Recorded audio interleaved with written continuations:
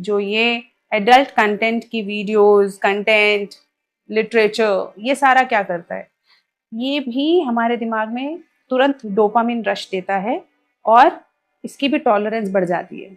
अब उतने कंटेंट से, उस तरीके के कंटेंट से इंसान को संतुष्टि नहीं मिलती, तो वो और ज्यादा एग्रेसिव कंटेंट, एक्सट्रीम कंटेंट देखने की कोशिश करता है।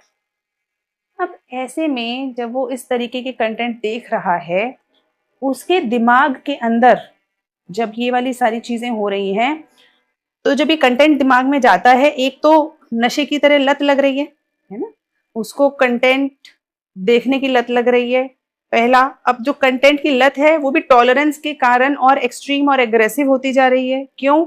क्योंकि अब उसको उतने लेवल पे संतुष्टि नहीं आ रही, अब उसको और खतरनाक कंटेंट देखना है, और ज्यादा एग्रेसिव कंटेंट देखना है।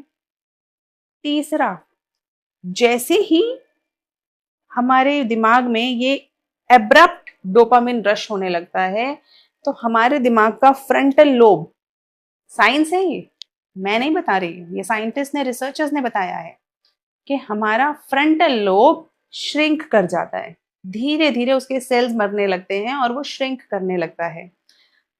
फ्रंटल लोब हमारे दिमाग में रैशनैलिटी लेकर आता है, यानी कि डिसीजन मेकिंग।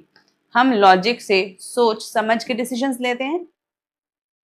तो जब ये फ्रंटल लोब श्रिंक हो गया, तो यानी कि आपकी रैशनली सोचने समझने की शक्ति, सही डिसीजंस लेने की शक्ति धीरे धीरे कम होती जाती है। और इस ही साइकिल से, जैसे ही आपकी शक्ति कम हुई रैशनली सोचने की, तो आप कैसे सोच रहे हो?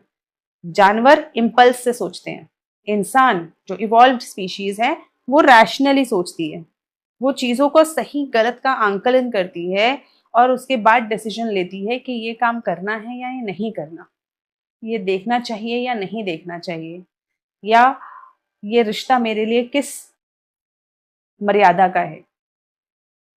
तो ये काम, सारा काम हमारे रैशनल ब्रेन का है, ह्यूमंस का।